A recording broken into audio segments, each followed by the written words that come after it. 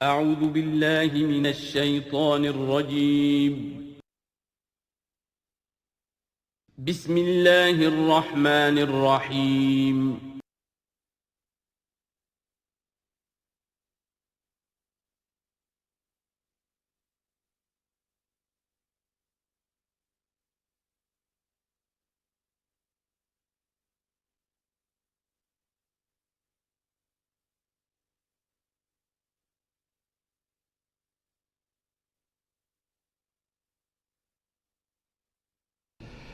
اعوذ باللہ من الشیطان الرجیم بسم اللہ الرحمن الرحیم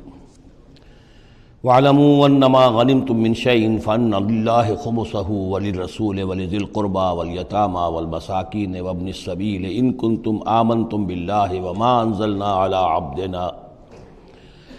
أَنزَلْنَا عَلَىٰ عَبْدِنَا يَوْمَ الْفُرْقَانِ يَوْمَ الْتَقَى الْجَمْعَانِ وَاللَّهُ عَلَىٰ كُلِّ شَيْءٍ قَدِيرٌ صدق اللہ العظیم۔ اب یہاں وہ مال غنیمت کا حکم بیان ہو رہا ہے۔ وَاعْلَمُوا جان لو انما غنمتم من شیء جو بھی غنیمت تمہیں حاصل ہوئی ہے، فَأَنَّ لِلَّهِ خُمُسَهُ تو اس کا خمس پانچواں حصہ تو اللہ کے لیے ہے، وَلِلرَّسُولِ اور رسول کے لیے ہے، وَلِذِي الْقُرْبَى اور رسول کے قرابت داروں کے لیے ہے۔ یہ بات سمجھ لیجئے یہاں اچھی طرح کہ در حقیقت حضور صلی اللہ علیہ وسلم کا جو معاش کا معاملہ تھا، جب تک آپ مکے میں تھے حضرت خدیجہ الکبریٰ رضی اللہ تعالی عنہ کی دولت جو ہے اس سے آپ کا کام چل رہا تھا، جو بھی بچا کچا ان کا سرمایہ تھا۔ مدینے میں آ کر ظاہر بات ہے کہ اب آپ کے پاس اپنا کوئی ذریعہ معاش نہیں تھا، نہ آپ کوئی تجارت کرتے تھے، تو اب آپ کے اخراجات اور پھر یہ کہ آپ کے بھی قرابت دار ہیں، آپ کی ازواج مطہرات ہیں، ان کے اخراجات کہاں سے آئیں گے؟ تو مال غنیمت میں سے خمس جو ہے وہ اس کام کے لیے رکھ لیا گیا، گویا وہ بیت المال کا حصہ ہوگا، اور بیت المال ہی کفالت کرے گا حضور کی بھی اور حضور کے قرابت داروں کی بھی۔ اس کے علاوہ اس بیت المال میں یتامى والمساکین وابن السبیل، اس میں حصہ ہوگا یتیموں کے لیے بھی اور مساکین اور محتاجوں کے لیے بھی اور مسافروں کے لیے بھی۔ یہ گویا کہ پانچواں حصہ مال غنیمت کا تو ہو گیا، سرکار سمجھ لیجیے سرکاری ہو گیا، لیکن اس سرکار میں سب سے بڑا خرچ جو ہے وہ در حقیقت محمد رسول اللہ صلی اللہ علیہ وسلم کے ذاتی آپ کے اخراجات، آپ کے ازواج مطہرات کا نان نفقہ، آپ کے قرابت داروں کا ذوی القربیٰ، جس میں آپ کو بھی تو ظاہر بات ہے کہ کچھ نہ کچھ صلہ رحمی آپ فرماتے تھے، تو اس کے لیے، اور یہ کہ یتیموں اور مساکین کے لیے وابن السبیل۔ ان کنتم آمنتم باللہ اگر تم ایمان رکھتے ہو اللہ پر، وما انزلنا علی عبدنا اور اس شے پر جو ہم نے نازل کی اپنے بندے پر، یوم الفرقان فیصلے کے دن، یعنی جو شے نازل کی وہ ہے غیبی امداد، نصرت غیبی، جو فرشتے آئے۔ ظاہر بات ہے کہ وہ ایک انسین جو ہے غیب کا معاملہ ہے،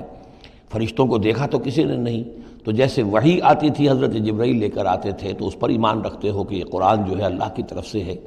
ایسے ہی تمہیں یقین ہونا چاہیے کہ اللہ تعالیٰ نے اپنا وہ وعدہ پورا فرمایا اور اللہ تعالیٰ نے فرشتے بھیجے۔ تو اگر تمہیں وہ یقین ہے تو پھر تم اس حکم کو پورے طور پر یوں سمجھیے کہ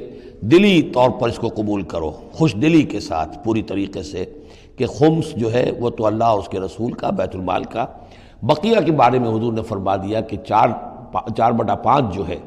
یہ اب تقسیم ہو جائے گا مجاہدین کے درمیان۔ اس میں اس سے کوئی بحث نہیں ہے کہ کس نے کتنا جمع کیا، سارا مال ایک جگہ جمع ہوگا اور پھر اس کے حصے لگیں گے، چاہے کوئی پہرے پر تھا، جنگ کی نوبت ہی نہیں آئی، چاہے یہ کہ کوئی باقاعدہ جنگ میں کسی نے حصہ لیا، چاہے کسی نے مال غنیمت جمع کیا چاہے نہیں کیا، جو بھی جنگ میں ہیں ان کو برابر کا حصہ ملے گا۔ اس میں یہ ہے کہ جو سواریوں والے تھے انہیں دوہرا، اور جو پیدل تھے انہیں اکیرا، اس لیے کہ سواریاں اگر کسی کا اونٹ ہے، کسی کا گھوڑا ہے، 2 گھوڑے بھی تھے،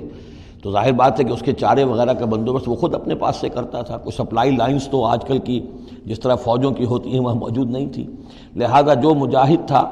کہ جو سوار تھا گھوڑے پر یا اونٹ پر، جس کا اپنا گھوڑا تھا اپنا اونٹ تھا، اس کو دوہرا حصہ، اور جو عام پیادہ جو مجاہد تھا اس کو اکیرا۔ وَاعْلَمُوا أَنَّمَا غَنِمْتُم مِّن شَيْءٍ فَأَنَّ لِلَّهِ خُمُسَهُ وَلِلرَّسُولِ وَلِذِي الْقُرْبَى وَالْيَتَامَى والمساکین وابن السبیل ان کنتم آمنتم باللہ وما انزلنا علی عبدنا یوم الفرقان یوم التقى الجمعان، اس فرقان والے دن، فیصلے کے دن،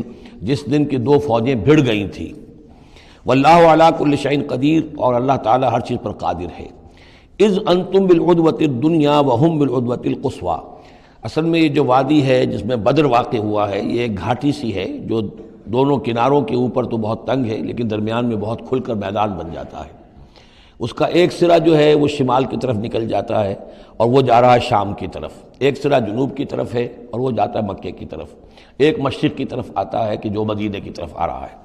اور اکثر و بیشتر جو پہلے حاجی جاتے تھے وہ اسی راستے پر تھے، یہی راستہ تھا۔ اب تو جو نیا طریق الہجرہ بڑی اعلیٰ سڑک بن گئی ہے تو لوگوں کو ان مقامات سے گزرنے کا موقع نہیں ملتا، ورنہ بدر سے ہو کر ہی راستہ گزرتا تھا۔ تو ایسا ہوا ہے کہ اللہ تعالیٰ کی طرف سے ایسی اسکیم بن گئی، تدبیر ایسی ہو گئی کہ عین بر وقت پہنچے، وہ جو مدینے والا سرا تھا جو قریب تھا مدینے کے اس وادی کا، اس پر حضور پہنچے، اور عین اسی وقت جو دور والا سرا تھا، وہ گھاٹی جہاں پہ ختم ہو رہی تھی جنوب کی طرف، وہاں وہ قریش بھی پہنچ گئے بر وقت۔ جب تم تھے ورلے کنارے پر اور وہ تھے پرلے کنارے پر، اذ انتم بالعدوۃ الدنیا، دنیا ادنا کا مؤنث ہے قریب تر، وہم بالعدوۃ القصویٰ، اور وہ تھے پرلے کنارے پر، والرکب اسفل منکم، اور وہ جو قافلہ تھا وہ تم سے نیچے تھا، نیچے ہو کر گزر گیا تھا، یعنی اس کے بعد پہاڑوں کی ایک رینج تھی اور اس کے بعد پھر تہامہ کا میدان تھا۔ تو ابو سفیان نے یہ کیا تھا کہ قافلے کو لے کر اس بدر کی گھاٹی میں داخل ہی نہیں ہوئے، ادھر سے تو وہ پیغام بھی بھیج دیا تاکہ فوج ادھر سے آئے، تاکہ مسلمانوں کی توجہ بھی ہو تو فوج کی طرف ہو جائے، اور اسی میں وہ داؤ لگا کر اپنے قافلے کو بچا کر نکال کر لے جائیں، اور وہ تہامہ میں ساحل کے ساتھ ساتھ ہو کر نکل بھی گئے۔ وَلَوْ تَوَاعَدتُّمْ لَاخْتَلَفْتُمْ فِي الْمِيعَادِ، اور اگر تم لوگوں نے آپس میں معاہدہ کیا ہوتا کہ فلاں وقت پر ہمیں پہنچنا ہے، ہو سکتا ہے کہ تم ایک ساتھ نہ پہنچ سکتے، اختلاف ہو جاتا، جیسے اپوائنٹمنٹ ہوتی ہے فلاں وقت پہ میں بھی پہنچوں گا آپ بھی پہنچ جائیں تو کچھ نہ کچھ آگے پیچھے ہو جاتا ہے، تو اگر تم طے کر کے بھی آتے تو اتنا نہ ہوتا جتنا کہ ہم نے اپنی مشیت اپنی تدبیر سے کر دیا کہ عین وقت پر تمہیں وہاں پہنچا دیا۔ اس کی وجہ کیا تھی؟ ہم چاہتے تھے کہ یہ ٹکراؤ ہو جائے اور یہ بات واضح ہو جائے کہ جان لیں اہل مکہ کہ اللہ تعالیٰ کی نصرت کس کے ساتھ ہے، اس کے عوام بھی سمجھ لیں۔ وَلَٰكِن لِيَقْضِيَ اللَّهُ أَمْرًا كَانَ مَفْعُولًا، لیکن یہ سب کچھ لیے ہوا تاکہ اللہ تعالیٰ طے کر دے وہ شے، فیصلہ کر دے کہ جو ہو کر رہنی ہے، كَانَ مَفْعُولًا لِيَهْلِكَ مَنْ هَلَكَ عَنْ بَيِّنَةٍ، تاکہ اب جسے ہلاک ہونا ہے وہ ہلاک ہو بات کے واضح ہو جانے کے بعد۔ اب بھی عوام کی اگر آنکھیں نہیں کھلتی تو پھر گویا کہ وہ پھر مورد الزام خود ہے، اب ان کے سرداروں نے جو کچھ ان کی مت ماری تھی، اب آ کر اس موقع کے بعد ان کی آنکھیں کھل جانی چاہیے۔ اب بھی اگر کوئی ہلاک ہوتا ہے تو بات کے واضح ہونے کے بعد ہلاک ہو، لِيَهْلِكَ مَنْ هَلَكَ عَنْ بَيِّنَةٍ وَيَحْيَىٰ مَنْ حَيَّ عَنْ بَيِّنَةٍ، اور جسے جینا ہے، جس کی زندگی ہے روحانی زندگی، اور جو سیدھے راستے پر آنا چاہتا ہے وہ بھی اس بینہ کی بنا پر وہ سیدھے راستے پر آ جائے اور حیات معنوی حاصل کر لے۔ وَإِنَّ اللَّهَ سَمِيعٌ عَلِيمٌ، اور یقیناً اللہ سب کچھ سننے والا اور جاننے والا ہے۔ اِذْ يُرِيكَهُمُ اللَّهُ فِي مَنَامِكَ قَلِيلًا، جبکہ اللہ تعالیٰ آپ کو دکھا رہا تھا اے نبی ان کو آپ کی نیند میں کم، حضور نے خواب میں دیکھا کہ کوئی بڑی طاقت نہیں ہے، بڑی تھوڑی سی جمعیت ہے قریش کی جو آئی ہے، حالانکہ 1000 کا لشکر تھا۔ وَلَوْ أَرَاكَهُمْ كَثِيرًا، اور اگر آپ کو دکھایا ہوتا کہ وہ بڑی بڑی تعداد میں آ رہے ہیں، لَفَشِلْتُمْ، اور آپ نے وہ بات بتائی ہوتی صحابہ کرام کو، اپنے ساتھیوں کو، تو اے مسلمانوں پھر تم کمزوری دکھاتے، تم ڈھیلے پڑ جاتے۔ وَلَا تَنَازَعْتُمْ فِي الْأَمْرِ، اور معاملے کے اندر پھر کوئی ایک اور تنازع کھڑا ہو جاتا کہ ہمیں یہاں جنگ کرنی بھی چاہیے کہ نہیں۔ وَلَٰكِنَّ اللَّهَ سَلَّمَ، لیکن اللہ تعالیٰ نے سلامتی پیدا فرما دی۔ إِنَّهُ عَلِيمٌ بِذَاتِ الصُّدُورِ، یقیناً وہ جو کچھ سینوں کے اندر ہے اس سے واقف ہے۔ اس کی توجیہ یہ کی ہے مفسرین نے کہ اگرچہ نبی کا خواب جھوٹا نہیں ہو سکتا، یہ نہیں تھا کہ حضور کو جو خواب دکھایا گیا وہ غلط تھا، اصل میں ان کی جو معنوی حقیقت تھی وہ دکھا دی گئی۔ ایک ہے کسی شے کے اندر جو کمیت ہے، کوانٹیٹیو ایلیمنٹ ہے اس کا، ایک ہے جو اس کی کیفیت ہے، جو اس کے اندر اصل حقیقت ہے۔ تو یہ بات جو ہے اچھی طرح سمجھ لینے کی ہے کہ مکے سے جو اصل نفری آئی تھی وہ تو ان عوام الناس کی تھی کہ جن کو بارے میں جن کو معلوم تھا کہ محمد ہمارے بہترین آدمی ہیں صلی اللہ علیہ وسلم، اور جو ان کے ساتھی ہیں وہ ہمارے گلے سرسبد ہیں، ہمارے خاندان کے قریش کے بہترین لوگ ہیں، اور پھر یہ کہ انہوں نے کوئی جرم نہیں کیا ہے، کوئی ظلم نہیں کیا ہے، وہ صرف ایک خدا واحد کا کے ماننے والے اور جو ہیں وہ نیکیوں کا حکم دینے والے ہیں۔ تو جو ان کے ہاں جو بھی جس کو ہم کہتے ہیں سائلنٹ میجورٹی، عوام الناس، ان کے دل اپنے لیڈروں کے ساتھ نہیں تھے۔ آ تو گئے تھے، وہ ظاہر ان کا جبر تھا، ان کا فیصلہ تھا، لیڈروں کا حکم تھا، آ گئے تھے، لیکن مارے باندھے کو آئے ہوئے تھے۔ ان کے دلوں کے اندر وہ بات نہیں تھی کہ جو کسی ایسے لشکر میں ہوتی ہے کہ جو سمجھتا ہے اپنے آپ کو برحق، ہم حق کے لیے لڑ رہے ہیں، تو اس کے اندر جو طاقت ہوتی ہے اس لڑنے والے کے اندر، وہ اس شخص میں نہیں ہوتی کہ جو مارے باندھے کو لے آیا گیا ہو اور خود اسے اپنے دل میں یہ یقین نہ ہو کہ میں حق کے لیے لڑ رہا ہوں۔ اس اعتبار سے معنوی طور پر جو ان کی کیفیت تھی اس کے اعتبار سے وہ واقعتاً کم تھے۔ تو حضور کو خواب میں اللہ تعالیٰ نے ان کی اصل حقیقت دکھائی۔ وَإِذْ يُرِيكُمُوهُمْ إِذْ الْتَقَيْتُمْ فِي أَعْيُنِكُمْ قَلِيلًا وَيُقَلِّلُكُمْ فِي أَعْيُنِهِمْ۔ مزید برآں اللہ نے یہ کیا کہ جب دونوں لشکر ٹکرائے ہیں تو ایسی کیفیت پیدا کر دی کہ مسلمانوں کو بھی وہ تھوڑے لگ رہے تھے کہ کوئی زیادہ لوگ نہیں ہیں، اور انہیں بھی مسلمان تھوڑے نظر آ رہے تھے۔ یعنی یہ کہ ہر صورت اللہ نے ایسی بنا دی تھی کہ جنگ ہو اور ڈٹ کر ہو، تاکہ یہ صورتحال جو ہے یوم الفرقان ہونا اس کا بالکل واضح ہو جائے۔ اگر کسی وجہ سے وہ کرنی کترا جاتا معاملہ اور جنگ نہ ہوتی، مقابلہ نہ ہوتا، تو جس طریقے سے کہ اللہ اس کو فیصلہ کن دن بنا دینا چاہتا تھا، یوم الفرقان فیصلے کا دن، وہ صورتحال پیدا نہ ہوتی۔ لِيَقْضِيَ اللَّهُ أَمْرًا كَانَ مَفْعُولًا، تاکہ اللہ پورا کر دے اس معاملے کو کہ جو ہونے والا ہی تھا۔ وَإِلَى اللَّهِ تُرْجَعُ الْأُمُورُ، اور تمام معاملات بالآخر تو اللہ ہی کی طرف لوٹا دیے جائیں گے۔ یا ایھا الذین آمنوا اذا لقیتم فئۃ فاثبتوا، اے اہل ایمان جب بھی اب تمہارا، اب چونکہ دور شروع ہو گیا ہے، اب تمہاری جد و جہد جو ہے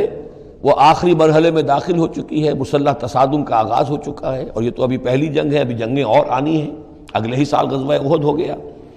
جب بھی تمہارا مقابلہ ہو کسی فوج سے فاثبتوا، پہلا حکم تو یہ ہے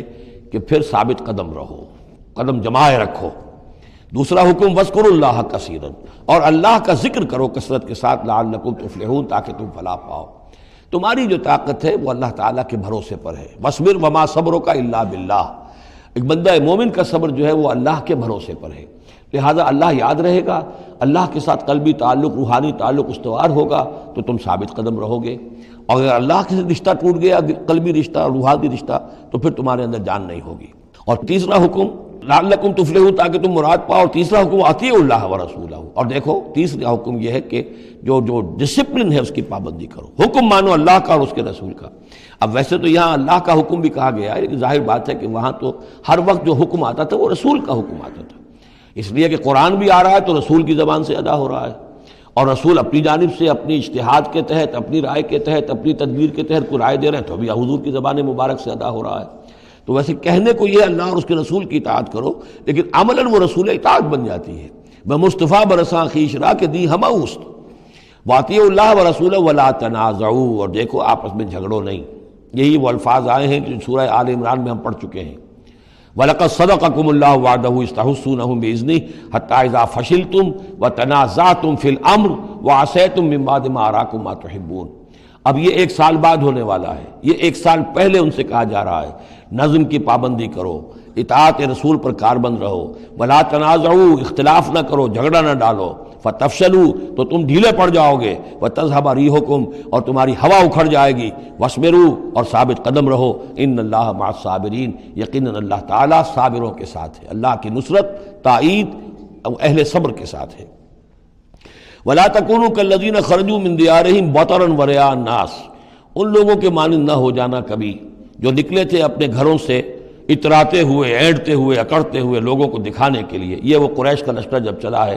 تو ابو جہل نے جو بھی ساز و سامان کیا تھا اس کے لیے ڈھول ڈھمک کا بھی تھا، اور اس کے ساتھ جو ہے ہر طرح کا لاؤ لشکر، تو وہ تو جا رہے تھے بالکل اس خیال سے کہ فتح ہماری ہے ہی ہے، اور ہم مسل کر رکھ دیں گے، جیسے مچھر کو مسل دیا جاتا ہے۔ یہ مسلمان ہیں ہی کتنے،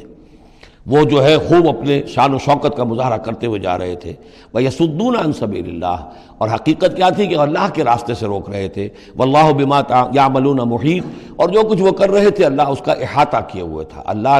اللہ کے قابو سے باہر جانے والی ان کی کوئی تدبیر نہیں تھی۔ وَإِذْ زَيَّنَ لَهُمُ الشَّيْطَانُ أَعْمَالَهُمْ، اور جب کہ شیطان نے ان کے لیے ان کے اعمال کو مزین کر دیا تھا۔ وَقَالَ لَا غَالِبَ لَكُمُ الْيَوْمَ، اور اس نے ان کے کان میں یہ پھونک ماری تھی، یہ وسوسہ ڈالا تھا، آج تم پر کوئی غالب نہیں آ سکتا۔ مکے سے نکلی ہو نفری اور 1000 کی، یہ تو گویا کہ بڑی انہونی سی بات تھی، عرب کے اندر اس طرح کے مواقع بہت کم آتے تھے۔ لا غالب لکم اليوم من الناس، کوئی انسانوں میں سے تم پر غالب نہیں آ سکتا۔ وانی جار لکم، اور میں بھی تمہارے ساتھ ہی ہوں۔ فلما تراءت الفئتان، اور جب دونوں لشکروں نے ایک دوسرے کو دیکھا، آمنے سامنے ہوئی، نکص علی عقبیہ، تو وہ شیطان اپنی ایڑیوں کے بل پیچھے مڑ گیا، بھاگا، وقال، اور اس نے کہا انی بریء منکم، میں تم سے لا تعلق ہوں، میرا تم سے کوئی تعلق نہیں، انی ارا ما لا ترون، میں وہ کچھ دیکھ رہا ہوں جو تم نہیں دیکھ رہے۔ فرشتوں کو دیکھنا جو ہے، چونکہ یہ بھی ناری مخلوق ہے، نور اور نار میں بڑا قرب ہے، نوری مخلوق ہے ملائکہ اور ناری مخلوق ہے جن، اور یہ جن ہے عزازیل ابلیس، تو اس کو نظر آ گیا فرشتے آ رہے ہیں۔ انی ارا ما لا ترون، میں وہ کچھ دیکھ رہا ہوں جو تم نہیں دیکھ سکتے، انی اخاف اللہ، مجھے اللہ کا خوف ہے، واللہ شدید العقاب، اور اللہ سزا دینے میں بہت سخت ہے۔ اذ یقول المنافقون والذین فی قلوبہم مرض، اب یہ ایک نقشہ تو یہ تھا کہ جب چلے آ رہے تھے قریش کا لشکر لے کر ابو جہل اور اس کے ساتھی سردار، اور ادھر شیطان بھی ان کو پہلے تو پیٹ ٹھوکتا ہوا آ رہا ہے، اور عین وقت پر جو ہے وہ ان کو ساتھ چھوڑ کر بھاگا ہے۔ ادھر جب مدینے کے اندر اب جہاں وہاں سے مسلمان چلے تھے، حضور چلے تھے، تو جو کوئی منافق پیچھے رہ گئے تھے وہ اب باتیں کر رہے تھے۔ اذ یقول المنافقون والذین فی قلوبہم مرض، جبکہ کہہ رہے تھے وہ منافق لوگ اور وہ لوگ کہ جن کے دلوں میں روگ تھا،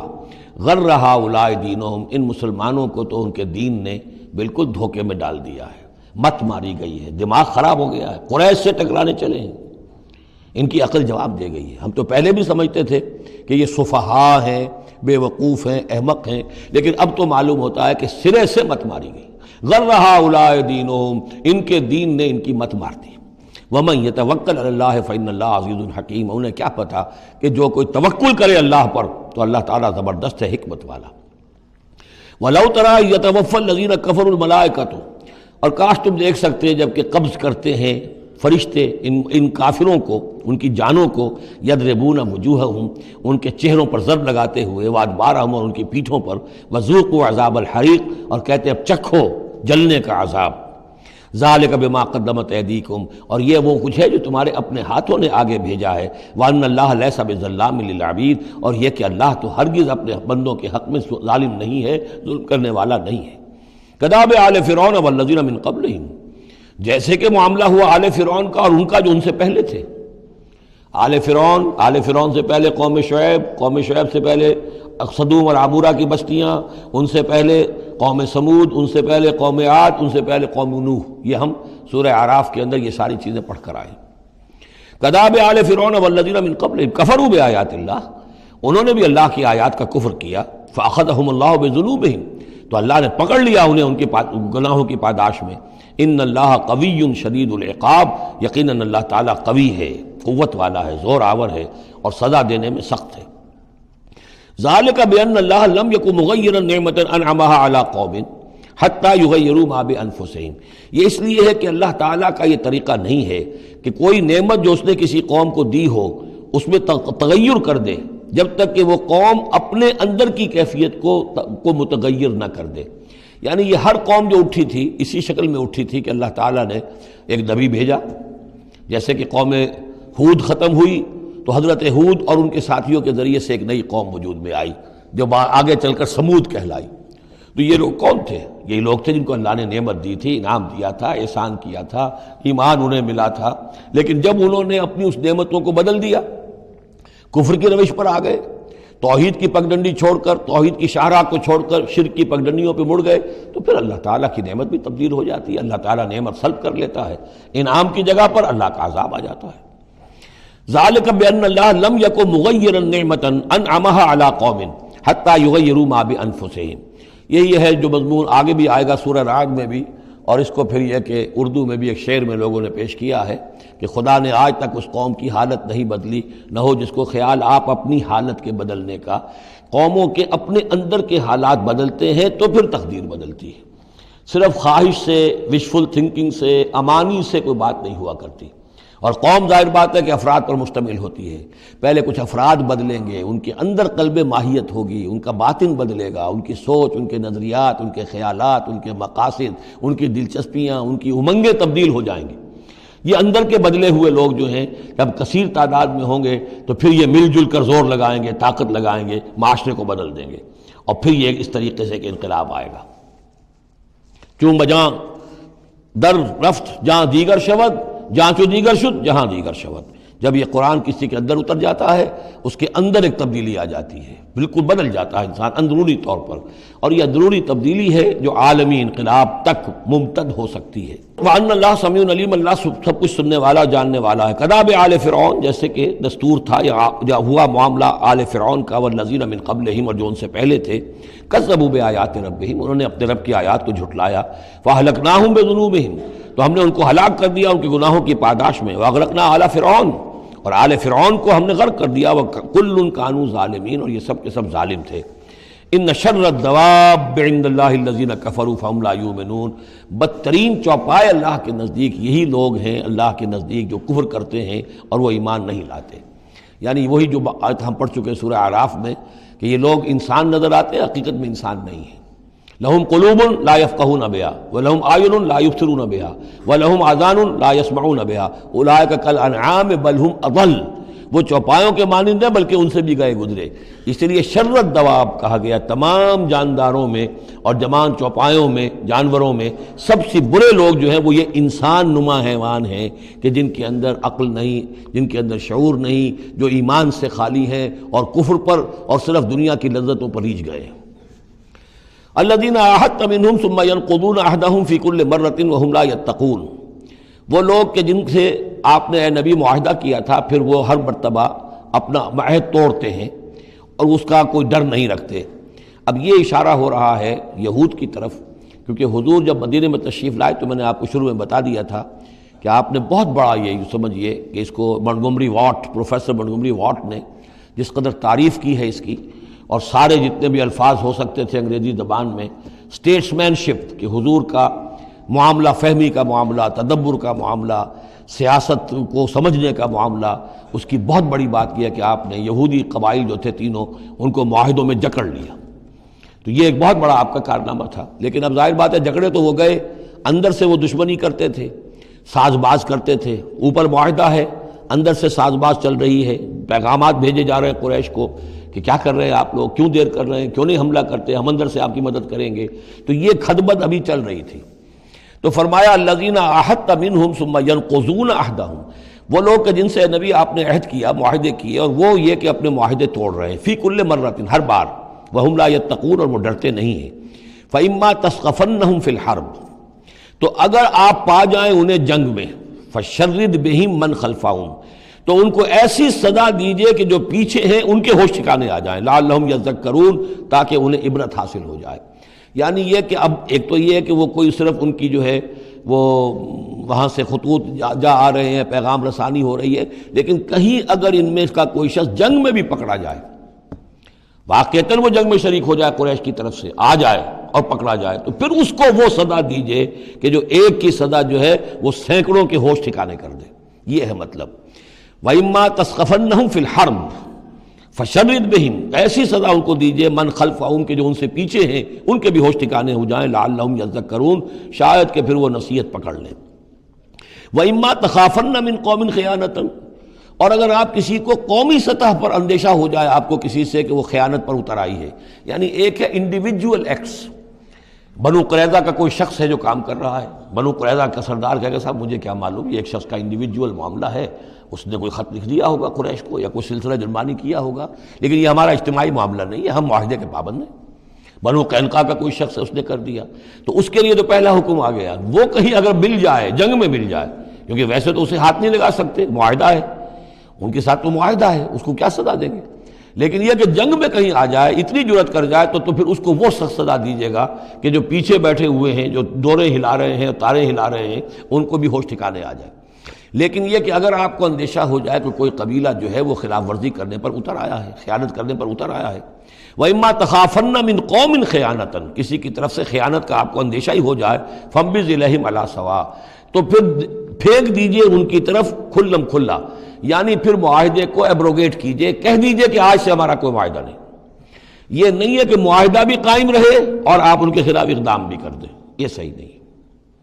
اس لیے کہ یہ مقام جو ہے اخلاقی اعتبار سے بھی غلط ہے، اور خاص طور پر آپ کا مقام، مقام نبوت، اس کے اعتبار سے کسی درجے میں بھی نہیں ہے کہ کسی قوم کے ساتھ معاہدہ بھی ہے،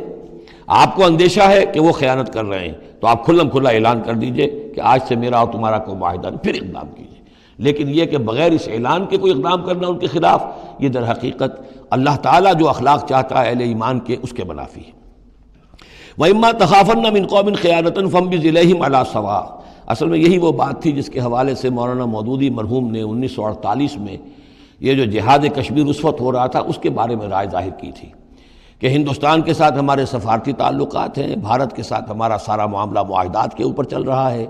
پھر اگر یہ کہ معاملہ جو ہے دوسری طرف ہم یہ شکل کر رہے ہیں کہ وہاں پر جنگ کا معاملہ کر رہے ہیں تو یہ غلط ہے، شریعت کی روح سے، قرآن کی روح سے غلط ہے۔ ہمیں کھلم کھلا اعلان کرنا چاہیے،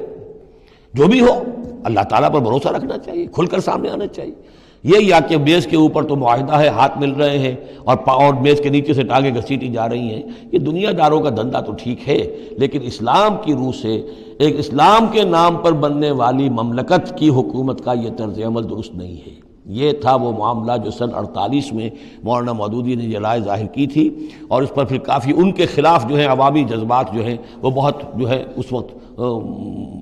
بہت بلند ہو گئے تھے، مشتعل ہو گئے تھے، اس لیے کہ عوام کی اپنی سوچ ہوتی ہے۔ وَإِمَّا تَخَافَنَّ مِنْ قَوْمٍ خِيَانَةً فَانبِذْ إِلَيْهِمْ عَلَىٰ سَوَاءٍ، معاہدہ ان کے منہ پر دے مارو، ان اللہ لا يحب الخائنین، یقیناً اللہ تعالیٰ کو خیانت کرنے والے پسند نہیں ہے۔ وَلَا يَحْسَبَنَّ الَّذِينَ كَفَرُوا سَبَقُوا، اور نہ سمجھے وہ لوگ جنہوں نے کفر کیا ہے کہ وہ بچ نکلے ہیں، یعنی یہ کہ اب اگر کچھ لوگ بچ کے بھی تو چلے گئے نا، آخر 1000 کی نفری آئی تھی، انہم لا یعجزون، یہ جو بچ کر چلے گئے وہ یہ نہ سمجھے کہ وہ اللہ کو عاجز کر دیں گے، وہ عاجز نہیں کر سکیں گے۔ وَأَعِدُّوا لَهُم مَّا اسْتَطَعْتُمْ، اور اے مسلمانوں اب جب یہ نیا دور شروع ہو ہی گیا ہے تمہاری اس دعوت و تحریک کا، تو اب پوری طریقے سے اپنے امکان بھر سامان حرب تیار کرو۔ اعدوا لہم، اعداد، تیاری کرنا، اسلحہ تیار کرو، سامان جنگ تیار کرو، گھوڑے تیار رکھو، رسالہ تمہارا ہونا چاہیے، جو بھی تمہارے لیے ممکن ہے۔ یہ توکل کا مطلب یہ نہیں ہے کہ تم ہاتھ پر ہاتھ دھر کر بیٹھ رہو اللہ تمہاری مدد کرے گا۔ اعدوا لہم ما استطعتم، اپنی استطاعت جو ہے اس کی حد تک تو پوری تیاری کرو، من قوت، طاقت سے بھی، ومن رباط الخیل، اور پلے ہوئے گھوڑوں کے ذریعے سے بھی، اس لیے کہ اس زمانے میں جنگ کے لیے سب سے زیادہ جو مؤثر شے تھی آپ کو معلوم ہے وہ گھوڑا، تیز رفتار ہے، اونٹ جو ہے تیز دوڑ نہیں سکتا ہے۔ اور اسی حوالے سے آج سمجھ لیجئے ہمارے لیے بہت اہم مسئلہ ہے یہ، اللہ تعالیٰ نے شاید عالم اسلام میں پورے میں پتہ نہیں 50 60 70 کتنے ملک دنیا میں ہیں مسلمان کہلاتے ہیں، ایک ملک ہے صرف جسے ایٹمک صلاحیت دی ہے، اور یہ امانت پوری امت مسلمہ کی ہے، مسلمانان پاکستان کے پاس، اور اس کے بارے میں اگر امریکہ کا دباؤ قبول کر لیا گیا تو یہ سب سے بڑی خیانت ہوگی اللہ کے ساتھ، امت مسلمہ کے ساتھ، اللہ کے دین کے ساتھ۔ وہ اسرائیل لے کر بیٹھا ہوا ہے ایٹم بم کے، اس کے پاس انبار لگے ہوئے، لیکن یہ ہے کہ ساری پالیسی جو چل رہی ہے وہ یہ کسی طریقے سے پاکستان کا، ایک عراق کے بارے میں اندیشہ ہوا تھا کہ اس سے ایٹمی دانت نکل سکتے ہیں، اس ایک مرتبہ اس کا وہ ایٹمک پلانٹ جو ہے اس کا بھرکس نکال دیا تھا، دوسری مرتبہ یہ کہ اس کا پورا بھرکس ہی نکل گیا، اگلا پچھلا کھایا پیا سب اگلوا دیا۔ اب پاکستان پر سارا دباؤ، ساری ڈپلومیسی جو بھی چل رہی ہے اس وقت، کان کھولنے کی اور آنکھیں کھول کر دن گزارنے کی ضرورت ہے۔ ہمیں حکم یہ ہے کہ جو بھی اللہ نے تمہیں دیا ہے، تمہارا امکان، جو بھی تمہارے پاس امکانی طاقت ہے اسے سنبھال کر رکھو، ڈیٹرنٹ۔ اعدوا لہم ما استطعتم من قوت ومن رباط الخیل ترہبون بہ عدو اللہ، تاکہ تم اللہ کے دشمنوں کو اس سے ڈرا سکو، یہی ہے ڈیٹرنٹ، معلوم ہو کہ ان کے پاس وہ طاقت ہے۔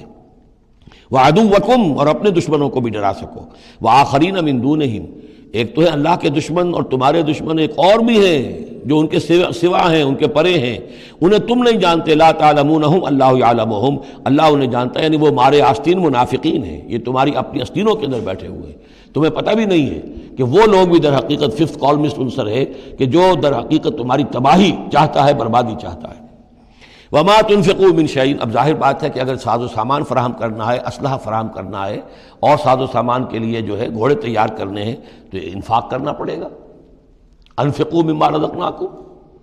وما تنفقوا من شیء فی سبیل اللہ یوفی الیکم، اور دیکھو جو کچھ بھی تم خرچ کرو گے اللہ کی راہ میں وہ پورا تمہیں مل جائے گا، پورا دیا جائے گا۔ وانتم لا تظلمون، اور تم پر کوئی زیادتی نہیں ہوگی، تمہاری کوئی حق تلفی نہیں ہوگی۔ تم دو تو صحیح، اب وہ پورے 2 رکوع ذہن میں لے آئیے جو سورہ بقرہ میں ہم نے پڑھے تھے کہ اگر کوئی شخص اللہ کی راہ میں مال خرچ کرتا ہے، فی سبیل اللہ خرچ کرتا ہے، جیسے ایک دانہ جو ہے وہ زمین کے اندر ڈال دیتے ہو، اس سے جو ایک پودا نکلتا ہے، اس میں سٹے ہوتے ہیں، 7 سٹے ہیں، اور ہر سٹے کے اندر 100 دانے ہیں، تو وہ ایک دانہ 700 دانے پیدا کر رہا ہے، اور اللہ تعالیٰ جس کو چاہے گا 700 گنا سے بھی زیادہ اجر و ثواب دے گا۔ کہاں صحت کا رکھ رہے ہو اپنے پیسے، خرچ کر دو اسے، اس لیے کہ اب اس دعوت کا اور اس تحریک کا اور محمد رسول اللہ کی جو جد و جہد ہے اس کا وہ مرحلہ آ گیا ہے کہ اب ساز و سامان اور کیل کانٹے سے لیس ہونا ضروری ہے۔ وَإِن جَنَحُوا لِلسَّلْمِ فَانْجَحْ لَهَا، اور اے نبی اگر وہ اپنے بازو اپنے کندھے نیچے گرا دے امن کے لیے، صلح کے لیے، اگر قریش آمادہ ہو جاتے ہیں تو آپ بھی جھک جائیے، کوئی بات نہیں، صلح کر لیجیے۔ وَتَوَكَّلْ عَلَى اللَّهِ، اللہ پر توکل کیجیے، یعنی یہ کہ اگر وہ صلح کرنے کے اوپر آمادہ ہے صلح کر لیجئے، اور ڈریے نہیں کہ ہو سکتا ہے وہ چال چل رہے ہوں، نہیں، صلح کا جواب صلح سے دیجئے، لیکن یہ کہ اللہ پر توکل کیجئے، وہ السمیع العلیم، وہ سب کچھ انہ هو السمیع العلیم، یقیناً وہ سب کچھ سننے والا اور جاننے والا ہے۔ وَإِن يُرِيدُوا أَن يَخْدَعُوكَ، اور اگر وہ چاہتے ہو کہ آپ کو دھوکہ دے دیں، فَإِنَّ حَسْبَكَ اللَّهُ، تب بھی آپ نہ گھبرائیں، آپ کے لیے اللہ کافی ہے، اللہ کی طرف سے ضمانت ہے۔ هُوَ الَّذِي أَيَّدَكَ بِنَصْرِهِ وَبِالْمُؤْمِنِينَ، وہی تو ہے اللہ جس نے اے نبی آپ کی مدد کی ہے اپنی نصرت سے اور اہل ایمان کے ذریعے۔ یہ ذرا نوٹ کیجئے، اللہ نے محمد کی مدد کی ہے اہل ایمان کے ذریعے، یعنی اللہ تعالیٰ کا یہ فضل ہوا محمد رسول اللہ صلی اللہ علیہ وسلم پر کہ ایسے صحابہ عطا فرمائے جو مخلص تھے، کہ جہاں آپ کا پسینہ گرا وہاں انہوں نے اپنی خون کی ندیاں بہا دی۔ حضرت موسیٰ کو ایسے ساتھی میسر نہیں آئے، کیا حال تھا جبکہ ان کو کہا گیا اللہ کی راہ میں جنگ کرو، اور ان کا فضل بنتا وربک فقاتل انا ہاؤنا قاعدون، جاؤ تم جاؤ، ہم بیٹھے ہیں یہاں۔ رب انی لا املک الا نفسی واخی فافرق بیننا وبین القوم الفاسقین۔ یہاں یہ ہوا تھا جب دوسری مرتبہ مقام صفرا پر جب ہوئی ہے جو مشاورت، اور وہ بڑی یوں سمجھیے کہ کانٹے کی مشاورت تھی، وہاں بھی کچھ لوگ زور دے رہے تھے مسلسل کہ چلیے ہمیں چلنا چاہیے پہلے قافلے کی طرف، وہ تو آپ کو سیرت کی کتابوں میں پڑھنا ہوگا، لیکن یہ ہے کہ اس وقت حضور کا منشا یہ تھا، آپ بار بار کہ اچھا آپ اور لوگ مشورہ دیں، اور لوگ بھی مشورہ دیں۔ حضرت مقداد نے کھڑے ہو کر یہی بات کہی رضی اللہ تعالیٰ عنہ، اے نبی آپ ہمیں موسیٰ کے ساتھی نہ سمجھیے جنہوں نے کہہ دیا تھا وَسَبَنْتَ وَرَبُّكَ فَقَاتِلَ إِنَّا هَاهُنَا قَاعِدُونَ، ہم آپ کے ساتھی ہیں، آپ جو حکم دیں ہم حاضر ہیں۔ حضرت ابوبکر نے تقریر کی، حضرت عمر نے تقریر کی، حضور دیکھ رہے ہیں انصار کا کیا منشا ہے، ان کی کیا رائے ہے۔ پھر کھڑے ہوئے حضرت سعد، انہوں نے کہا ہے کانک تعنینا یا رسول اللہ، اے اللہ کے رسول شاید آپ کا روح سخن ہماری جانب ہے، شاید اس وجہ سے کہ ہمارا جو معاہدہ ہوا تھا بیعت عقبہ ثانیہ میں وہ یہ تھا کہ اگر مدینے پر حملہ ہوگا تو ہم آپ کی حفاظت کریں گے، شاید یہ گمان ہے آپ کا۔ فَإِنَّا آمَنَّا بِكَ وَصَدَّقْنَاكَ، ہم آپ پر ایمان لا چکے، ہم نے آپ کی تصدیق کی، ہم نے آپ کو اللہ کا رسول مانا، اب ہمارے پاس کوئی آپشن نہیں ہے۔ خدا کی قسم اگر آپ اپنا گھوڑا سمندر میں ڈال دیں گے ہم بھی آپ کے پیچھے اپنی سواریاں سمندر میں ڈال دیں گے، اور خدا کی قسم اگر آپ ہمیں کہیں گے ہم اپنی اونٹیوں کو دبلا کر دیں گے برق الغمات تک جا پہنچیں گے، یعنی یمن کا شہر ہے برق الغمات، وہاں تک پہنچ جائیں گے چاہے ہماری اونٹنیاں لاغر ہو جائیں۔ اس کے بعد حضور کا چہرہ کھل اٹھا کہ انصار کی طرف سے بھی ان کے ایک رئیس نے یہ بات کہی ہے، پھر آپ نے کہا چلو اب بدر کی طرف۔ تو یہ اللہ تعالیٰ نے گویا کہ حضور کی مدد کی ہے اہل ایمان سے۔ هو الذی ایدک بنصرہ، ایک تو اللہ کی مدد آئی آسمان سے، فرشتے آئے، اور ایک وبالمؤمنین، اور اہل ایمان کے ذریعے سے آپ کی مدد کی ہے۔ من انصاری الی اللہ، کون ہے میرا مددگار اللہ کی راہ میں۔ وَأَلَّفَ بَيْنَ قُلُوبِهِمْ، اور ان اہل ایمان کے دلوں میں اللہ نے محبت پیدا کر دی۔ لَوْ أَنفَقْتَ مَا فِي الْأَرْضِ جَمِيعًا مَا أَلَّفْتَ بَيْنَ قُلُوبِهِمْ، ارے نبی اگر آپ دولت کے ذریعے سے محبت پیدا کرتے کہ لوگوں کو زیادہ زیادہ ان کے دل کی نرمی کے لیے، تالیف قلب کے لیے جو ہے پیسے دیے جائیں، اگر زمین کی ساری دولت بھی آپ خرچ کر دیتے تو ان میں یہ تالیف، یہ الفت پیدا نہیں ہو سکتی تھی۔ وَلَٰكِنَّ اللَّهَ أَلَّفَ بَيْنَهُمْ، یہ تو اللہ تعالیٰ ہی نے ان کے مابین یہ الفت پیدا کر دی ہے۔ یہ ہم سورہ آل عمران میں بھی پڑھ چکے ہیں کہ تمہارا معاملہ جو ہے اِذْ كُنْتُمْ أَعْدَاءً فَأَلَّفَ بَيْنَ قُلُوبِكُمْ فَأَصْبَحْتُمْ بِنِعْمَتِهِ إِخْوَانًا، آیت نمبر 103 ہے سورہ آل عمران کی۔ وَكُنْتُمْ عَلَىٰ شَفَا حُفْرَةٍ مِّنَ النَّارِ فَأَنقَذَكُم مِّنْهَا كَذَٰلِكَ يُبَيِّنُ اللَّهُ لَكُمْ آيَاتِهِ لَعَلَّكُمْ تَهْتَدُونَ، تم تو تباہی کے آگ کے گڑھے کے کنارے تک پہنچ چکے تھے۔ وَلَٰكِنَّ اللَّهَ أَلَّفَ بَيْنَهُمْ إِنَّهُ عَزِيزٌ حَكِيمٌ، یقیناً وہ زبردست ہے، حکمت والا۔ یا ایھا النبی حسبک اللہ ومن اتبعک من المؤمنین، اے نبی آپ کے لیے اللہ کافی ہے اور وہ کہ جو پیروی کر رہے ہیں آپ کی اہل ایمان میں سے۔ ایک ترجمہ تو اس کا یہ ہوگا، یعنی جو اگر اوپر والی آیت کے ساتھ اس کو جوڑے، ایک یہ بھی ہو سکتا ہے اے نبی اللہ کافی ہے آپ کے لیے بھی اور جو آپ کی پیروی کرنے والے ہیں مسلمان ان کے لیے بھی، ان کے لیے بھی اللہ کفایت کرتا ہے، ان کی مدد کے لیے، ان کو سہارا دینے کے لیے۔ تو یہ ایسی کنسٹرکشن ہے جملے کی کہ دونوں معنی لیے جا سکتے ہیں۔ یا ایھا النبی حرض المؤمنین علی القتال، اب یہ تحریض کا لفظ پھر آ گیا جو سورہ نساء میں ہم پڑھ چکے ہیں، وحرض المؤمنین علی القتال۔ اے نبی شوق دلائیے، ترغیب دلائیے، ابھاریے، ایمان کے جذبات کو ذرا اپیل کیجئے اہل ایمان کے کہ وہ قتال پر آمادہ ہوں۔ یہ میں آپ کو بتا چکا ہوں کہ اعلان عام اس طریقے کا کہ فرض ہے جنگ میں نکلنا ہر مسلمان کے لیے، یہ صرف تبوک میں ہوا سن 9 میں جا کر۔ پورے 9 برس تک قتال فی سبیل اللہ کے لیے تحریض تھی، ترغیب تھی، اور یہ تحریض گاڑی ہو کر تحریض بن گئی، بس لازم نہیں تھا۔ اسی لیے ہم سورہ نساء میں پڑھ چکے ہیں کہ اس کے باوجود جو اس ترغیب کی وجہ سے آگے بڑھے قتال کے لیے نکلے ان کے اونچے درجات ہیں، لیکن یہ کہ جن لوگوں کو چونکہ فرض عین نہیں کیا گیا تھا لہذا اگر کوئی نہیں نکلے تو ان کے اوپر کوئی مواخذہ نہیں۔ لیکن یہ کہ غزوہ تبوک میں نفیر عام تھی کہ ہر صاحب ایمان کا نکلنا ضروری ہے۔ حرض المؤمنین علی القتال ان یکن منکم 20 صابرون، اگر تم میں سے 20 ہوں گے صبر کرنے والے، یغلبوا 200 تو وہ 200 پر غالب آ جائیں گے۔ وَإِن يَكُن مِّنكُم 100 اور اگر ہوں گے تم میں سے 100 یغلبوا 1000 وہ غالب آ جائیں گے 1000 پر، من الذین کفروا کافروں میں سے، بأنہم قوم لا یفقہون اس لیے کہ وہ سمجھ نہیں رکھتے۔ سمجھ سے مراد کیا ہے؟ انہیں اپنے موقف کی حقانیت کا یقین نہیں ہے۔ ایک شخص ہے جو جانتا میں حق پر ہوں، میں حق کے لیے لڑ رہا ہوں، ایک شخص ہے ڈل مل ہے، ایسے ہی لڑ رہا ہے، مارے باندھے کو لڑ رہا ہے، کسی کے کہے سے آ گیا، مرسینری ہے، تنخواہ یافتہ ہے اس لیے آ گیا۔ اب اس میں زمین و آسمان کا فرق ہوگا۔ تو ان لوگوں کو چونکہ وہ شے حاصل نہیں ہے لہذا ان کی حالت کیا ہے کہ اگر آپ 10 ہوں گے 100 پر غالب آ جائیں گے۔ لیکن اس کے بعد جو اگلی آیت آ رہی ہے وہ گویا کہ اس کی کچھ عرصے کے بعد یقیناً نازل ہوگی جو یہاں شامل کر دی گئی۔ الآن خفف اللہ عنکم، اب اللہ نے تم پر سے تخفیف کر دی ہے، وعلم ان فیکم ضعفا، اور اللہ کے علم میں ہے یہ بات کہ تمہارے اندر کچھ کمزوری آ گئی ہے۔ لیکن یہ کمزوری کیسے آئی ہے اس کو سمجھ لینا چاہیے۔ سابقون الاولون مہاجرین اور انصار کے اندر کوئی کمزوری نہیں آئی معاذ اللہ، ابو بکر اور عمر میں یا سعد بن معاذ میں رضی اللہ تعالیٰ عنہ مجمعین، ان میں کوئی کمزوری نہیں آئی۔ لیکن جو نئے مسلمان آ رہے تھے جن کی ابھی تربیت نہیں ہوئی تھی، اوسط گر رہا ہے۔ ظاہر بات ہے جو نئے لوگوں کی تعداد بڑھ رہی ہے، جن کی تربیت اتنی نہیں ہوئی ہے، جن کے اندر ایمان ابھی اتنا گہرا نہیں اترا ہے، اتنا راسخ نہیں ہوا ہے، تو اس کے حوالے سے اب فرض کیجئے کہ 1000 کے اندر پہلے تو ایسے ہوتے تھے کچے پکے جو ہیں وہ 20 ہیں، 50 ہیں، 100 ہیں، اب یہ ہے کہ ان کی تعداد بڑھتی جا رہی ہے اگر، تو نتیجہ کیا ہوگا کہ اوسط جو ہے وہ گر جائے گی۔ اس اوسط کے اعتبار سے اب تمہارے اندر کچھ کمزوری آ گئی ہے۔ فَإِن يَكُن مِّنكُم 100 صَابِرَةٌ يَغْلِبُوا 200، اب بھی یہ ہے کہ اگر تمہارے اندر 100 ہوں گے کہ جو صبر کرنے والے ہوں گے وہ 200 پر غالب آ جائیں گے۔ وَإِن يَكُن مِّنكُم 1000 اور اگر تم میں سے 1000 ہوں گے يَغْلِبُوا 2000 بِإِذْنِ اللَّهِ تو وہ 2000 پر غالب آ جائیں گے اللہ کے اذن سے۔ وَاللَّهُ مَعَ الصَّابِرِينَ اور یقیناً اللہ صبر کرنے والوں کے ساتھ ہے۔ مَا كَانَ لِنَبِيٍّ أَن يَكُونَ لَهُ أَسْرَىٰ، اب یہ ایک اور بہت نازک معاملہ ہوا جو غزوہ بدر کے بعد کہ وہ جو 70 قیدی پکڑے گئے ان کا کیا کیا جائے۔ جو قریش کے 70 قیدی، اب اس کی ایک شکل تو یہ تھی، مشاورت کی حضور نے، حضرت ابو بکر کی ایک رائے تھی، حضور کی اپنی رائے بھی وہی تھی، اس لیے کہ جو مزاج حضور کا تھا، آپ شفیق، نرم،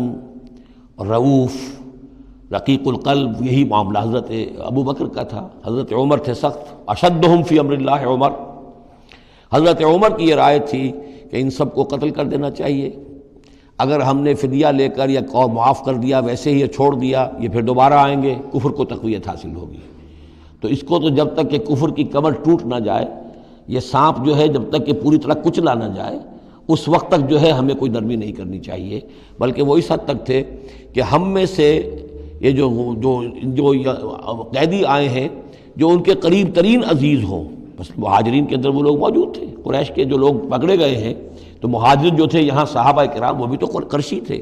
تو اپنے قریب ترین عزیزوں کو اپنے ہاتھ سے قتل کریں، یہ حضرت عمر کی رائے تھی۔ حضور صلی اللہ علیہ وسلم کی رائے اور حضرت ابوبکر کی رائے بھی یہ تھی کہ نہیں، نرمی کی جائے، فدیہ لے کر چھوڑ دیا جائے۔ فیصلہ ہو گیا، اس پر عمل ہو گیا، لیکن پھر جو یہ آیت اتری ہے یہ پھر بہت سخت ہے،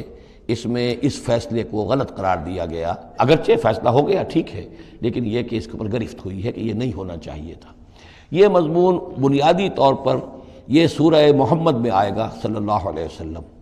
اور وہاں تفصیل کے ساتھ اس کی پوری بات آ چکی ہے۔ اور چونکہ سورہ محمد سورہ بقرہ سے بھی پہلے نازل ہو چکی تھی، سورۃ القتال،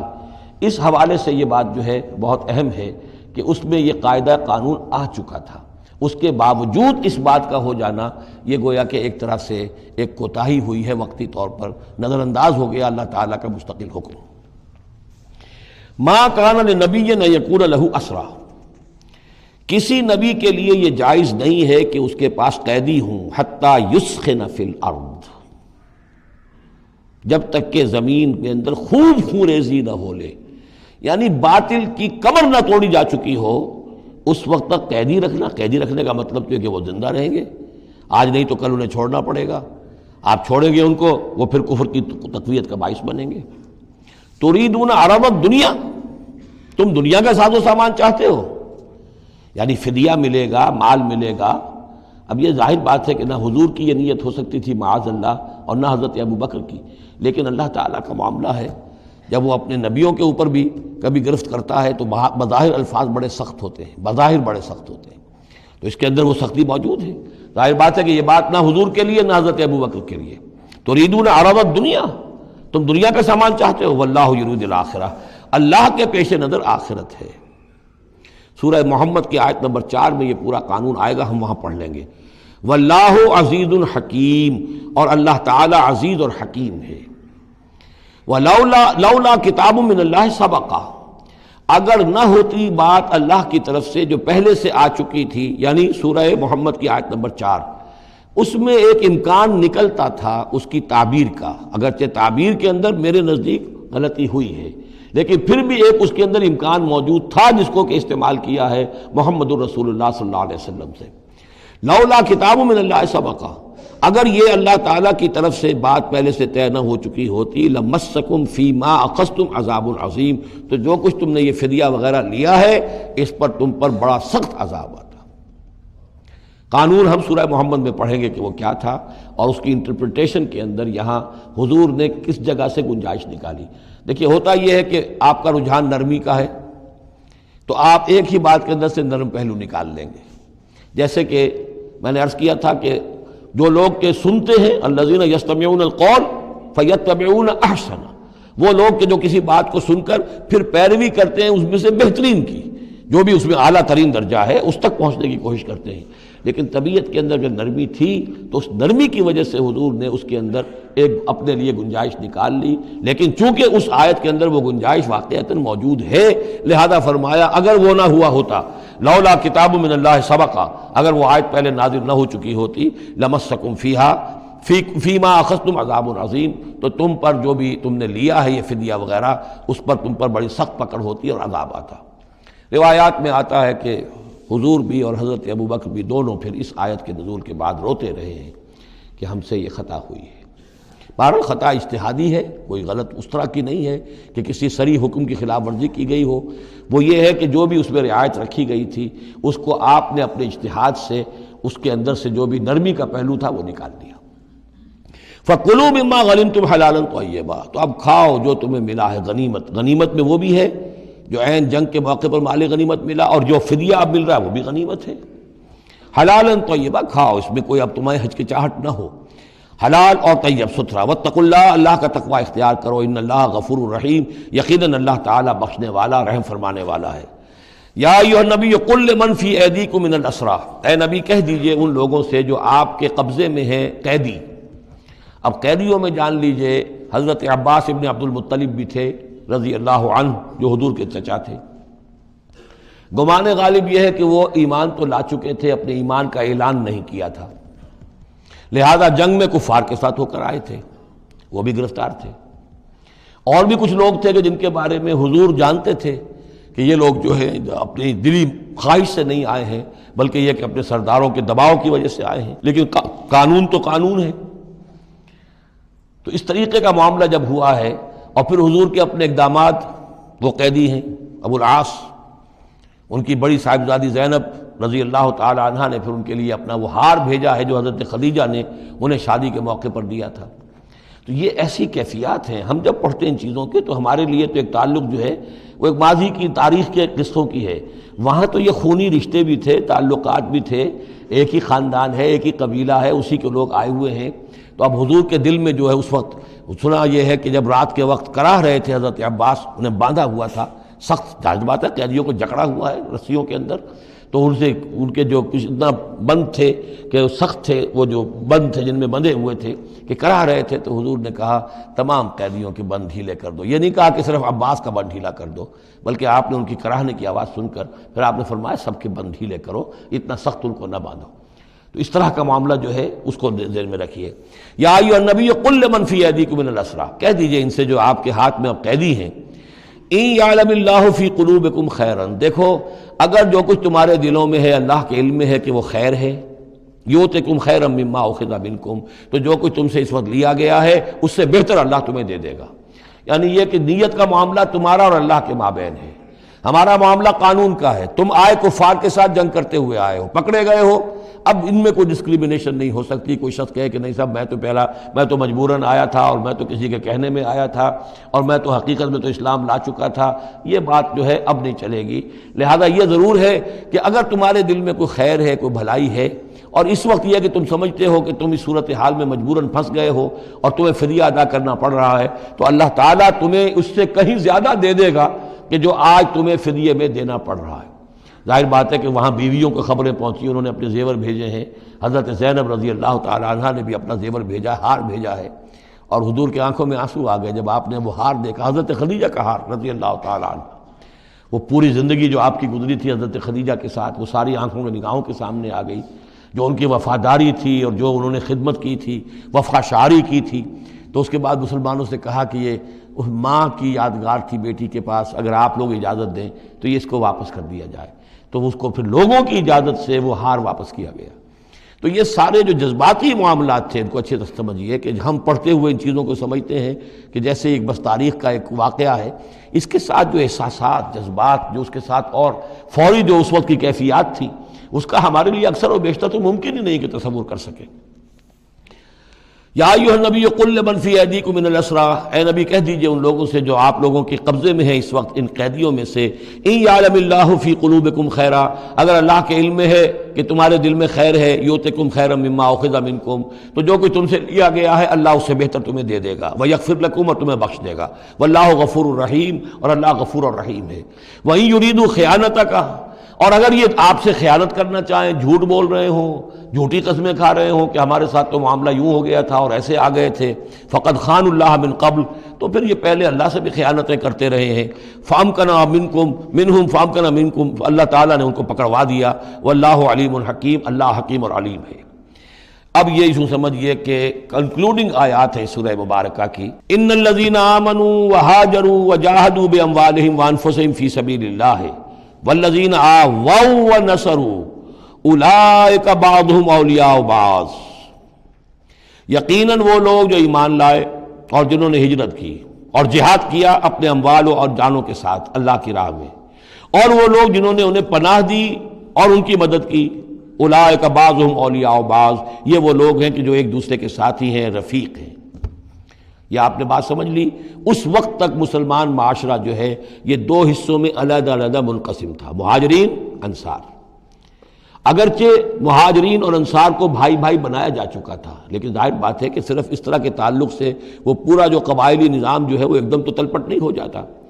تو اس وقت تک یہ صورتحال بھی یہ ہے کہ جو پہلے جو 8 مہمیں حضور نے بھیجی ہیں اس میں کسی انصاری کو شریک نہیں کیا، وہ ایکسکلوسیولی مہاجر فینومینن تھا۔ جنگ بدر میں پہلی مرتبہ جو ہے انصار شریک ہوئے ہیں، ورنہ پہلے صرف مہاجرین تھے۔ لہذا وہ پہلی آیت جو ہے ان الذین آمنوا، وہ لوگ جو ایمان لائے، وہاجروا، انہوں نے مکے سے ہجرت کی، مدینے آ گئے، وجاہدوا باموالہم وانفسہم فی سبیل اللہ، اور انصار مدینہ تو اب جہاد میں شریک ہوئے ہیں، یہ 1.5 سال سے اس جہاد میں پہلے سے چلے آ رہے ہیں کہ پوری 8 مہمیں جو پہلے کی ہیں وہ ایکسکلوسیو جو ہیں وہ صرف مہاجرین نے کی ہیں۔ وجاہدوا باموالہم وانفسہم فی سبیل اللہ، یہ ایک ایک طبقہ ہو گیا، ایک جماعت ہو گئی۔ والذین آواؤ،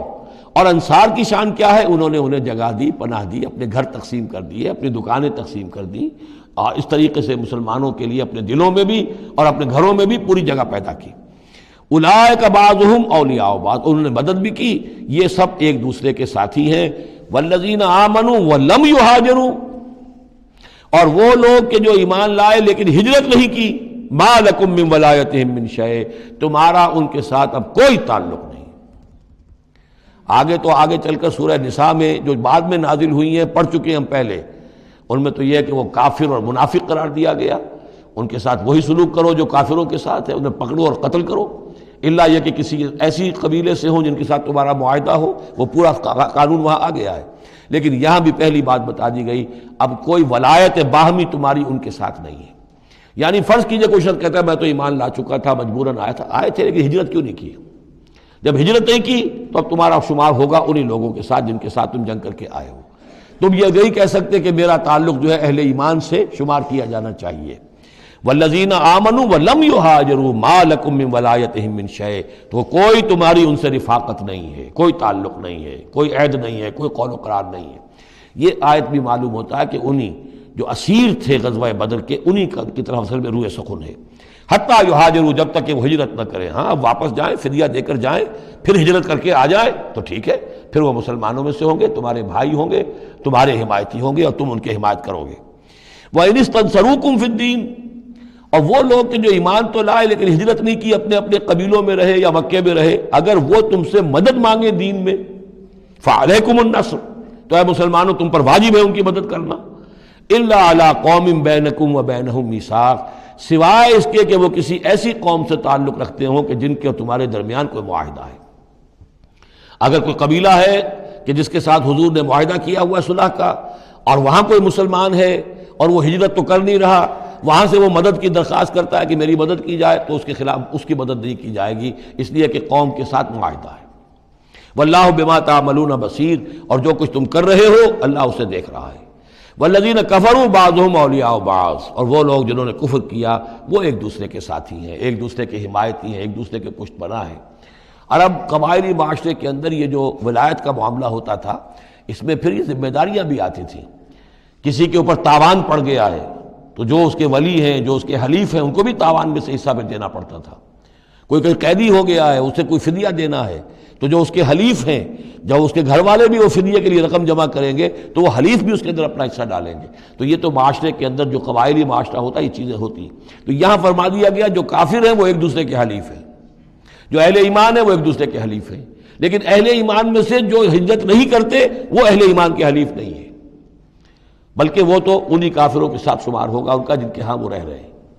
البتہ یہ کہ اگر وہ مدد طلب کریں تمہیں مدد کرنی ہوگی، بشرطے کہ ان کے قبیلے سے تمہارا کوئی معاہدہ نہ ہو۔ الا تفعلوہ، اگر تم ان چیزوں کی پابندی نہ کرو۔ ایک مسلمان ہے، وہاں سے اس نے خط لکھ دیا ہے کہ مجھے یہاں ستایا جا رہا ہے، حالانکہ اس قبیلے سے آپ کا معاہدہ اور آپ چڑھ دوڑے اس قبیلے کے اوپر، تو یہ معاملہ نہیں چلے گا دنیا کے اندر۔ ہر چیز کا ایک قاعدہ ہے، قانون ہے، اسے وہاں سے ہجرت کرنی چاہیے، یا ہجرت نہیں کر رہا ہے تو تکلیف جھیلنی چاہیے، برداشت کرنی چاہیے۔ مسلمان مدد نہیں کر سکتے چونکہ اس کے قبیلے سے مسلمانوں کا معاہدہ ہے۔ الا تفعلوہ، اگر یہ قواعد و ضوابط پیش نظر نہیں رکھو گے، ان کی پابندی نہیں کرو گے، تکن فتنۃ، تو پھر تو یہ ہے کہ فساد برپا ہو جائے گا، فتنہ پھیلے گا، فی الارض و فساد کبیر، اور بہت بڑی جو ہے بدامنی ہو جائے گی۔ اب وہ آیت آگے جس کا میں نے ذکر کیا تھا،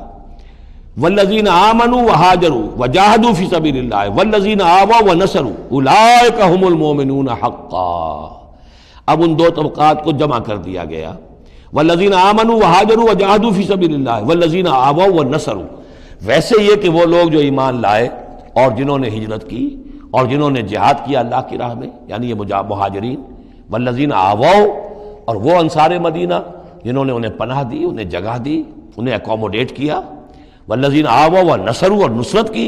اولئک ھم المؤمنون حقا لہم مغفرۃ ورزق کریم، ان کے لیے مغفرت ہے اور رزق کریم ہے۔ تو مومن حقیقی کی تعریف یہاں پر جو آئی ہے دو حصوں میں بٹ کر، وہ میں چاہتا ہوں کہ پھر اچھی طریقے سے آپ سمجھ لیں، انتہائی اہم بات ہے یہ۔ ایک مسلمان کے لیے بنی الاسلام علی خمس، 5 چیزیں ہیں، کلمہ شہادت، نماز، روزہ، حج، زکوٰۃ۔ لیکن حقیقی مومن ہونے کے لیے دو چیزیں اور بڑھیں گی، صرف شہادت نہیں، یقین قلبی، اور نماز روزہ حج زکوٰۃ کے ساتھ جہاد فی سبیل اللہ۔ گویا کہ 7 چیزیں ہوں گی، 7 شرطیں پوری ہوں گی تو ایک شخص بندہ مومن کہلائے گا۔ یہ تعریف ہے کہ جو سورہ الحجرات کی آیت نمبر 14-15 میں آئی، وہاں پہلے فرمایا قالت الاعراب آمنا قل لم تؤمنوا ولکن قولوا اسلمنا ولما يدخل الايمان في قلوبكم۔ یہ بدو کہہ رہے ہیں ہم ایمان لے آئے، اے نبی ان سے کہہ دیجئے تم ایمان نہیں لائے ہو، بلکہ یوں کہو کہ ہم مسلمان ہو گئے، ہم نے اطاعت قبول کر لی ہے، ابھی تک ایمان تمہارے دلوں میں داخل نہیں ہوا۔ اب اگلی آیت میں پھر اسی سیاق کے اندر اگلی آیت میں مومن کون ہے؟ انما المؤمنون الذين آمنوا بالله ورسوله ثم لم يرتابوا۔ مومن تو وہ ہیں جو ایمان لائیں اللہ پر، اس کے رسول پر، پھر شک نہ باقی رہے، یقین بن جائے۔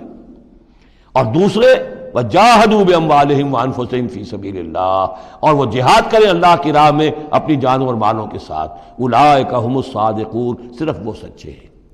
اس کو میں نے پرکار سے تشبیہ دی تھی۔ اب اگر وہ دل میں یقین ہے تو اس کی کیا کیفیات پیدا ہو جائیں گی؟ دلی یقین کی کیفیات وہ شروع میں آ گئی ہیں۔ انما المؤمنون الذین اذا ذکر اللہ وجلت قلوبہم، اہل ایمان تو وہ ہیں حقیقت میں کہ جب اللہ کی یاد کرتے ہیں، اللہ کا ذکر ہوتا ہے، ان کے دل لرز اٹھتے ہیں۔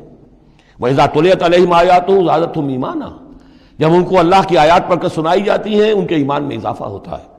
وَعَلَىٰ رَبِّهِمْ يَتَوَكَّلُونَ، ان کا توکل، ان کا بھروسہ کل کا کل اللہ کی ذات پر ہے۔ الذین یقیمون الصلاۃ ومما رزقناہم ينفقون، اور وہ لوگ جو نماز قائم کرتے ہیں اور انفاق کرتے ہیں اللہ کی راہ میں اس میں سے جو ہم نے دیا۔ اولئک ھم المؤمنون حقا، یہ ہے سچے مومن، پکے مومن۔ لیکن یہ مومن کی شخصیت کی تصویر کا ایک رخ ہے۔ بدقسمتی سے ہمارے ہاں یہ 2 رخ علیحدہ ہو گئے۔ معاملہ یہ ہے کہ یہ ہے ایک ورق، اس ورق کا ایک صفحہ یہ ہے، ایک صفحہ یہ ہے، یہ انسیپریبل ہے، صفحات کو جدا نہیں کر سکتے آپ۔ ورق ایک ہے، اس کا ایک رخ یہ ہے صفحہ، ایک رخ یہ ہے صفحہ۔ مومن کی شخصیت کا ایک صفحہ، اس کی تصویر کا ایک رخ یہ ہے، دل میں یقین ہے، اللہ کی یاد کرتا ہے، دل لرزتا ہے، آیات قرآنی پڑھتا ہے یا سنتا ہے، دل میں ایمان بڑھتا ہے، ہر معاملے میں توکل، اس کا بھروسہ اللہ کی ذات پر ہے، نماز قائم کیے ہوئے ہے، زکوٰۃ ادا کرتا ہے، اللہ کی راہ میں خرچ کرتا ہے۔ یہ شخصیت کا ایک رخ ہو گیا، اولئک ھم المؤمنون حقا۔ لیکن یہ ایک رخ ہے، اور دوسرا رخ کیا ہے؟ والذین آمنوا وہاجروا وجاہدوا فی سبیل اللہ والذین آووا ونصروا اولئک ھم المؤمنون حقا۔ اور وہ لوگ جو ایمان لائے، جنہوں نے ہجرت کی، جنہوں نے جہاد کیا اللہ کی راہ میں، اور وہ لوگ جنہوں نے انہیں جگہ دی، پناہ دی اور ان کی مدد کی، یہ ہے مومن سچے۔ تو تصویر کے ان دونوں رخوں کو جوڑیے، یہ ہے اصل میں جو آج کی ضرورت ہے۔ صحابہ کرام کی شخصیتوں میں یہ دونوں رخ تھے۔ جیسے زوال آیا ہمارے ہاں، اڑائے کچھ ورق لالے نے، کچھ نرگس نے، کچھ گل نے، چمن میں ہر طرف بکھری ہوئی ہے داستاں میری، دین کے حصے بکھرے ہو گئے، کوئی حلقے ذکر کے ہیں تو ان کو جہاد وغیرہ سے کوئی غرض نہیں، کوئی جہادی تحریکیں ہیں تو ان کے اندر جو ہے وہ دوسری کیفیات نہیں۔ اس طرح کے معاملات جو ہے تقسیم ہو چکے ہیں۔ جب تک کہ یہ مکمل شخصیتیں وجود میں نہیں آئیں گی، یہ ظاہر بات ہے صحابہ کی کمیت کے اعتبار سے تو وہاں تک نہیں پہنچ سکتے، لیکن ان کا عکس تو ہو، اس طرح کی کیفیت متوازن طریقے پر۔ اگر 25% ادھر ہے 25% ادھر بھی ہو، 10% ادھر ہے 10% ادھر بھی ہو، لیکن ایک ہی طرف 70% ہو جائے، دوسری طرف 0 ہو، وہ معاملہ گڑبڑ ہے۔ یہ دونوں جو رخ ہے شخصیت کے، ان کو جمع کرنے کی ضرورت ہے۔ اولئک ھم المؤمنون حقا لہم مغفرۃ ورزق کریم، ان کے لیے مغفرت ہے اور رزق کریم ہے۔ اللہم ربنا اجعلنا منہم، اللہم ربنا اجعلنا منہم والذین آمنوا من بعد وہاجروا وجاہدوا، اور جو لوگ بعد میں ایمان لائے یا لائیں گے اور ہجرت کریں، جہاد کریں، وجاہدوا معکم، تمہارے ساتھ ہو کر جہاد کریں، فاولئک منکم، تو اے مسلمانوں وہ تم ہی میں سے ہیں، تمہاری جماعت، تمہاری امت حزب اللہ کے حصے ہوں گے۔ وَأُولُو الْأَرْحَامِ بَعْضُهُمْ أَوْلَىٰ بِبَعْضٍ فِي کتاب اللہ، البتہ اللہ کا جو قانون ہے، جو شریعت ہے، مثلا جو وراثت کا معاملہ ہے، اس کا تعلق جو اولو الارحام کے ساتھ ہے۔ یہ جو بھائی چارہ تھا اس کے بنا پر وراثت نہیں ہے، وراثت ہوگی وہی جو رحمی رشتے ہیں جن کے بنا پر کہ وراثت کا قانون بنا دیا گیا. اولو الارحام بعضهم اولی ببعض فی کتاب اللہ. اللہ کی شریعت کے ضابطے کے قانون میں بہرحال جو رحمی رشتے ہیں وہ یقیناً مقدم ہیں. ان اللہ بکل شیء علیم. یقیناً اللہ تعالی ہر چیز کا علم رکھتا ہے. بارک اللہ لی ولکم فی القرآن العظیم ونفعنی وإیاکم بالآیات والذکر الحکیم.